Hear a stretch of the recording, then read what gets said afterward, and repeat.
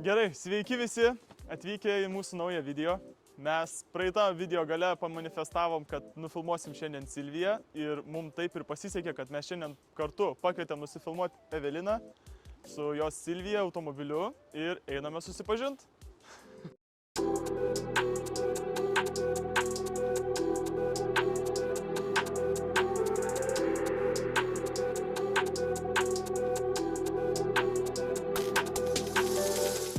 Labas Evelina, malonus pažinti. Papasakok mums, koksgi pas tave čia automobilis, iš kur jisai, kokia galia, kokie kilovatų. Tai čia yra mano Nissan Silvija 1992 metų. Čia turime atmosferinį modelį, nes mano studento biudžetas neįpirko geresnio. Tai iš viso yra, jeigu neklystu, 103 kW. Tiek. O kurie ratai varomi, kokia dėžė pas tave? Turime galų varomą mašiną, turime mechaną žinoma.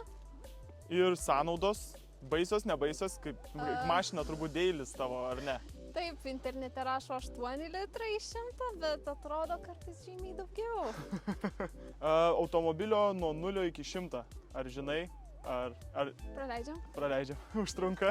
Užtrunka. Ir tada dar rinkos kaina automobilio. Ar žinosi, kokia maždaug Lietuvoje būtų tokio automobilio kaina?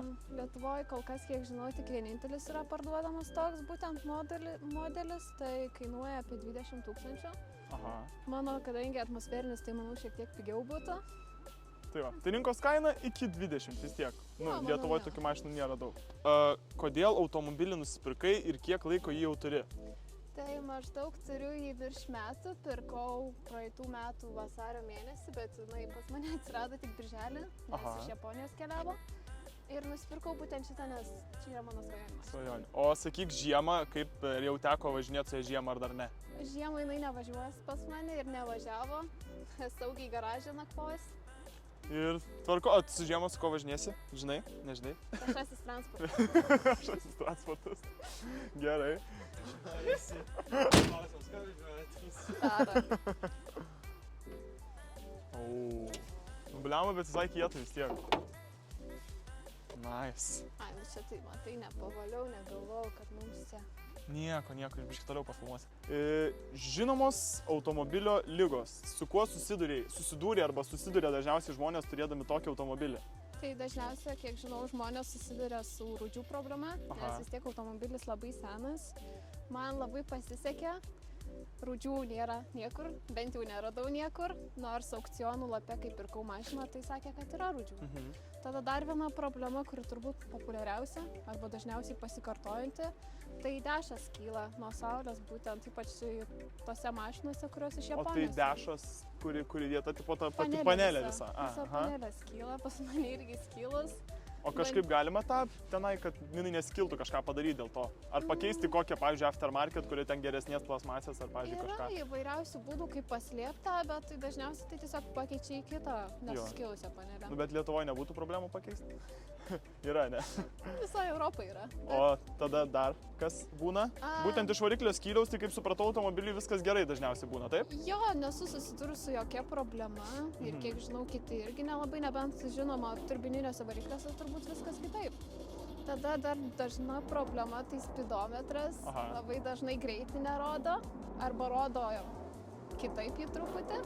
Tai pas mane greitį rodo viskas gerai ir ant lango irgi heads-upas veikia. Tai įdomus faktas dar, kad ant mašinos 30 metų senumo heads-upas yra. Veikiantis. Jo. Tada dar žinoma drifto metu, ypač su išsukimu, kai būna išsukimas įdėtas, labai lūžta vairo traukės. Tai irgi teko susidurti po vienos avarijos. Buvo slūžus. Papasakosim prie nuotykio apie avarijas dar jo. Tada klausimėlis. Automobilyje, kas norėtum, kad būtų pakeista, arba ką norėtum pakeisti? Arba kas būtų pakeista gamykliškai, kad jau būtų iš gamyklos atvažiavęs automobilis taip padarytas? Tai kas labiausiai man trukdo, tai kad nėra cup holderio, kad reikia aftermarket pirkti. Tai tas labai trukdo ir dar sėdynės. Norėčiau patogesnių sėdynių, jos gal ir atrodo visai patogios, bet ilgą laiką važiuoti jose tikrai nepatogu. O dėl cup holderių, tai čia gal buvo su komplektacija susijęs kažkas, kaip, pavyzdžiui, tais vokiškais automobiliais, ar čia tiesiog jų iš vis nebuvo? Galbūt prie magelio vietos buvo ištraukiama ta lentynėlė, bet ten nematau, kad būtų labai patogu. Laikytos gėrimus, Jo. ne? O šitie tavo aftermarket gerai laiko? Ne. Ne.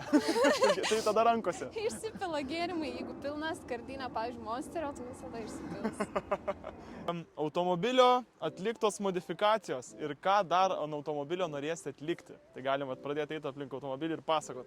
Tai visų pirma, tai turiu CAS2 LSD diffą, turiu custom išmetimą darytą Japonijoje.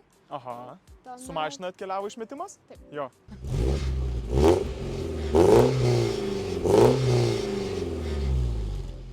G-Corporation body kitą iš Ondori šopo, O ar irgi su mašina atėjo, ar dėjus jau atskirai? jau pati dėjau. Jau pati. Jo, labai norėjau visą laiką šitą body kitą ir tiesiog atsirado, kad Europoje yra kas gamina, tai galvojau, kaip tik bus. Aha.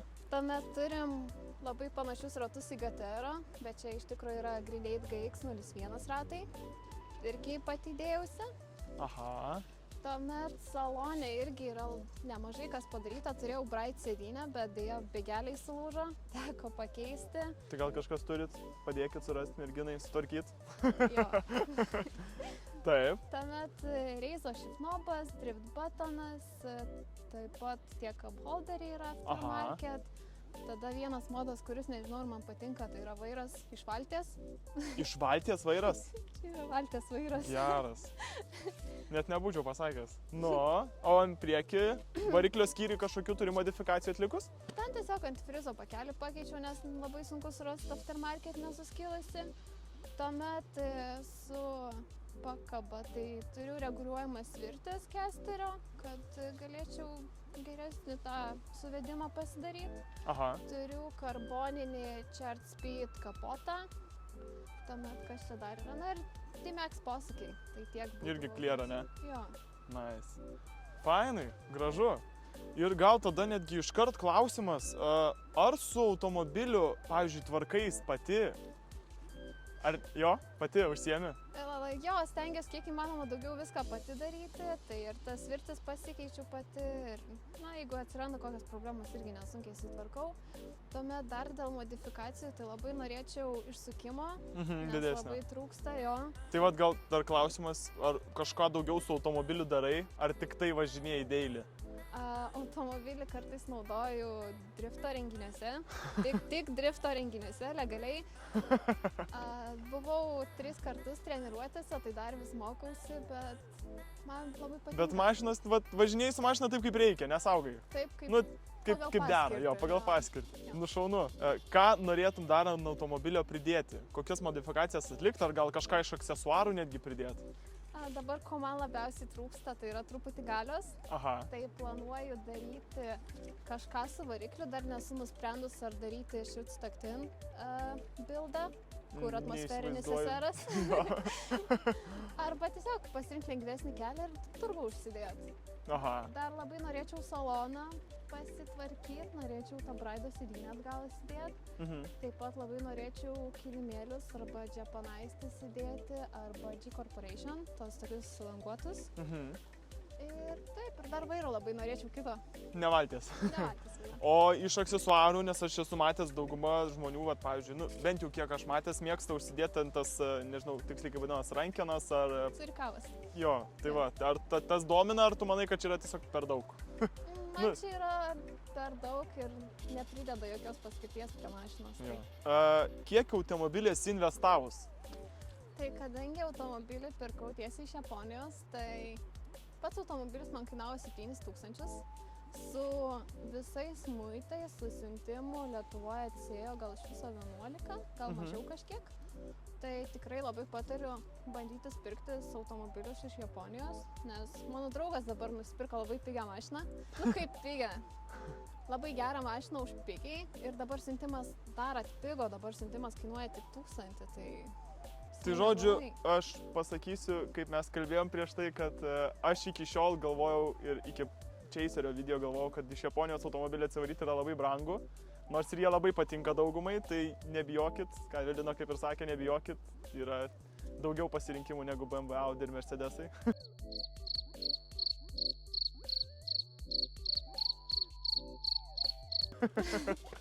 Bet jo, žiauriai faina istorija, o tada dėl tų modifikacijų, investicijų, visi bodykitai, visi tavo įeina į tą pačią kainą? Ne, ratai kainavo maždaug 600, tuomet bodykitas kainavo 1000, tada dar dažymas kažkiek, visi maži tokie modai, tai gal iš viso susidėjo į 3000 viskas. Nu, bet vis tiek puikiai atrodo mašina, gražiai labai. Kokių turi gerų ir kokių turi blogų nuotykių su šiuo automobiliu? Tai gal pradėsiu nuo gerų. Tai vienas geriausių, kai buvau į Jumer renginiai, drifto renginiai. Aha. Jau stovėjau prie starto ir per abu veidrodėlius mačiau, kaip dar 2 Silvijos stovi prie manęs. Tai čia gal buvo toks labai malonus jausmas, kad va, pagaliau sutikau daugiau mašinų tokių kaip mano. Bet jos jau turbūt tik driftui skirtos, ne jau ten? Na jo, man regis jo. Nu. O tada blogas, tai šitas automobilis labai traukia kitus automobilius, bet blogąja prasme. Aha. Vien per šiuos metus turėjau 3 avarijas, tai pirma buvo... Bet ne tu kalta? Ne, aš. Na, kaip pažiūrėsi. Nu jo.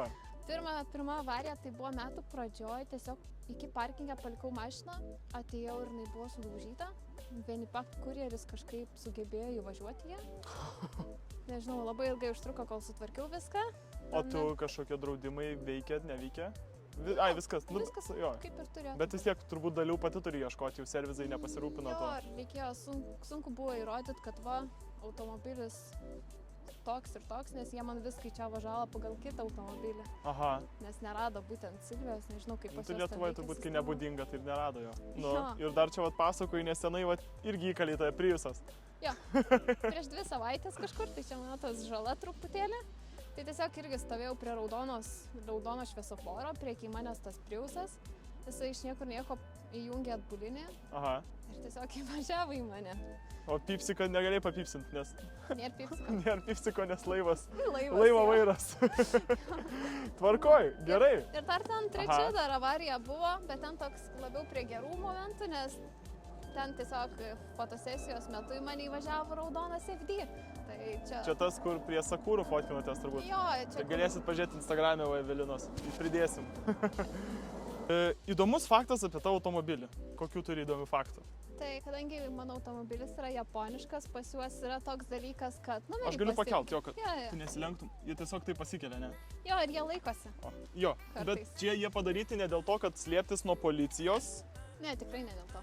Bet papasakok, jo. Dėl to, kad dažniausiai tie numeriai yra prištampuojami, tai tam, kad nuimti bumperį, tai jie pasikelia ir tada lengvai nusiema bumperis. Ir dar įdomus faktas, kur minėjai? Dar įdomus faktas dėl to, kad pas mane dešiniavairė mašina, lenkti yra sunku ir kartais neįmanoma.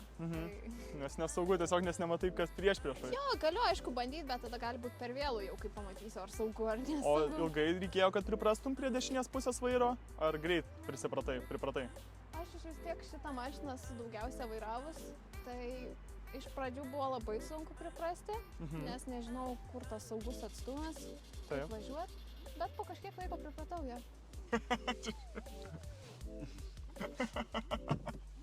Kiek pirštų? Kas pirštų? Iki viršaus. Vieną neįkišiu. Gali truputį pasidinę atgal, nu ta prasme, jo. Pabandom pravažiuoti dar. Tiesiog per parkingą. Nu jo, čia biškai prasuksim ratuką. Man tiesiog, kadangi irgi svajonių automobilis įdomu pajaust. Ar tavo automobilis pateisina lūkesčius tavo? Ar viskas atitinka kaip tikėjais, kad bus? Tikrai taip, aš turiu ir svajonių automobilį, ir automobilis, su kuriuo galiu driftint. Aha. Tai tikrai pateisina. Ir ar, pavyzdžiui, negazina tos kuro sąnaudos detalių, tas ieškojimas visas, ar tipo... Nebūna, kad praranda tą tokį malonumą visas šitas automobilis vien dėl tų visų sudėtingų dalykų, kurie nutinka? Dėl šitų tai tikrai ne, bet pastaruoju metu atsirado baimė, kad į mane vis atsitrenks. Aha. Po tų visų avarijų, nežinau, kažkaip atrodo, kad gal kažkaip automobilis toks, kur labai pritraukia mašinas. Tai... Gal dėl to, kad labai žemas? Gali būti nepamato dėl to. Net. Jo, tai labai kartais baisu yra vairuoti. Aha. Bet priprantama, manau. Nu va. Tai ką, ačiū tau labai, Evelina, kad sudalyvavai pas mus ir ar dar norėtum kažką pridėti? Jo, tai norėčiau paminėti, kad ta svetainė, per kurią pirkau savo automobilį, vadinasi Get Cars Japan. Ir jeigu kažkas sudomino, tai galit parašyti mano draugui, kuris tuo gali jums padėti. Tai mes nurodysim jo kontaktus video čia. Jo. Tai va. Tai va, jeigu norėsite japoniško automobilio, susisiekite. Tai va, ačiū tau labai tada. Iki.